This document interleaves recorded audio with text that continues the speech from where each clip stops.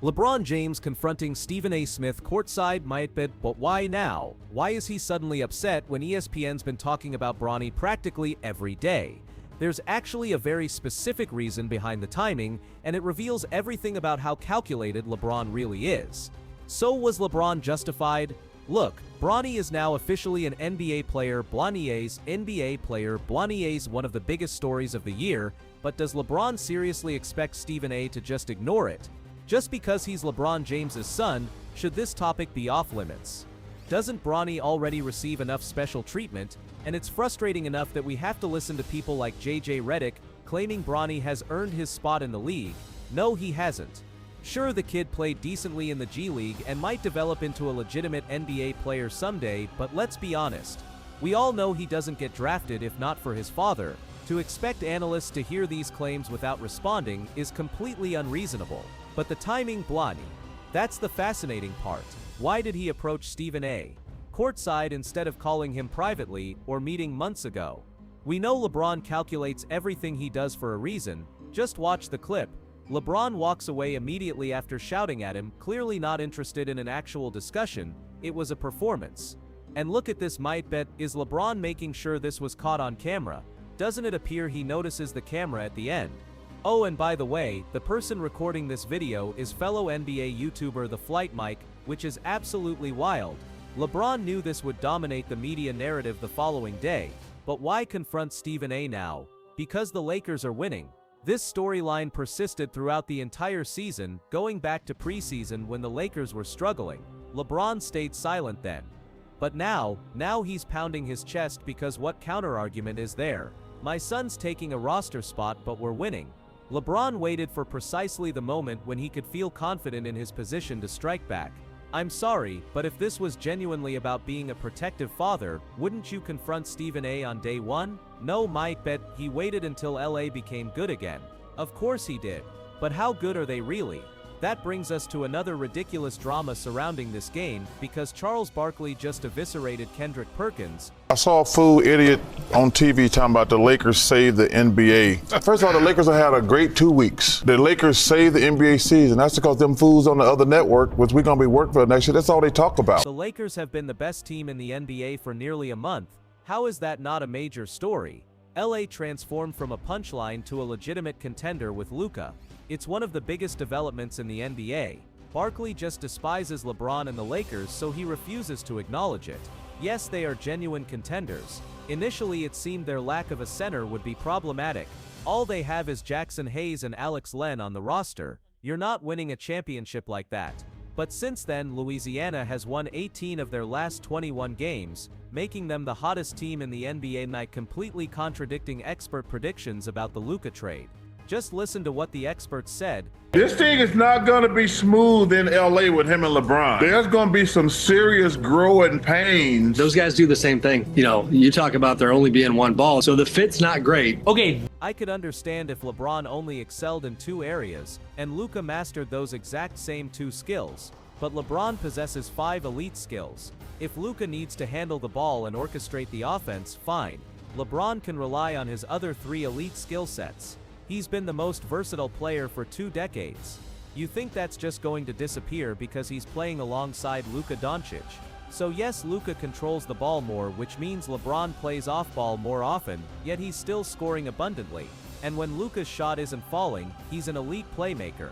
LA has exceptional ball handling at all times. When you include Austin Reeves in the equation, the offense functions seamlessly. That's not surprising. The real shock is their defense. Over the last 16 games, Louisiana boasts the #1 defense in the entire NBA. They've catapulted from the 6th seed all the way to the 2nd position. By definition, that makes them contenders if this continues. Because with only 2 defending champion exceptions, the title is always claimed by a 1, 2, or 3 seed. But without Anthony Davis, how is their defense this dominant? Just examine the Knicks' victory. LA trailed by as many as 13 points in the 3rd quarter, 10 in the 4th. The offense wasn't clicking outside of Luka and LeBron, so they intensified their defensive pressure. They held the Knicks to just 15 points in the 4th quarter on 5 of 14 shooting.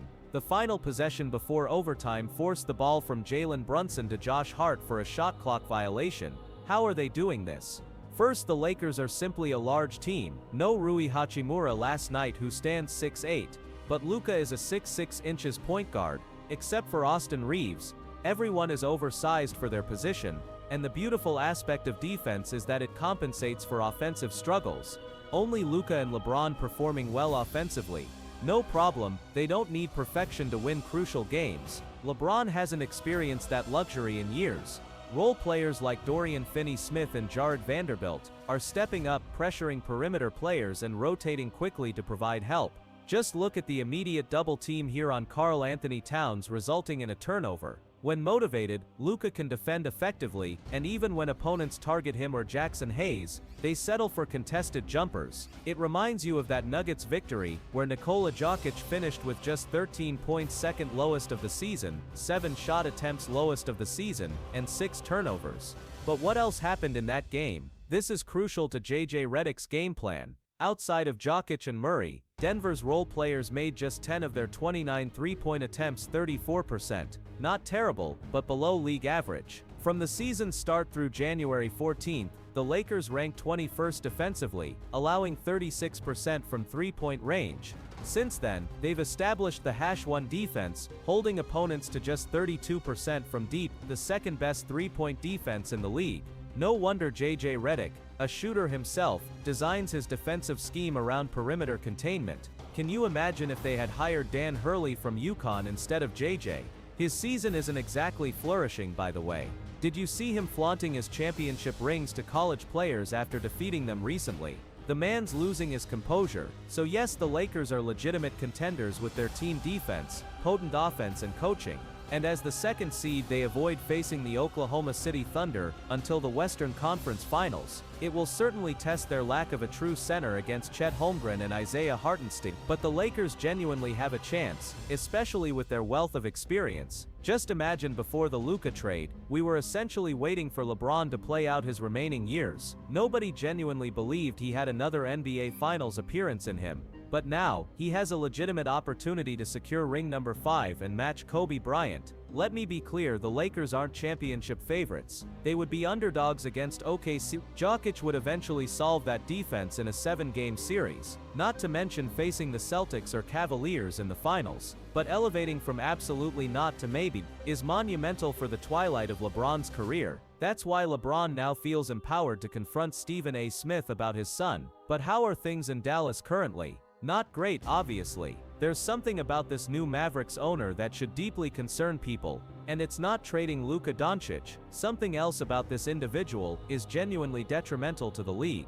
If you enjoyed this breakdown, hit that like button and subscribe for more NBA insights and analysis. Your support helps the channel continue bringing you the stories behind the headlines. Thanks for watching.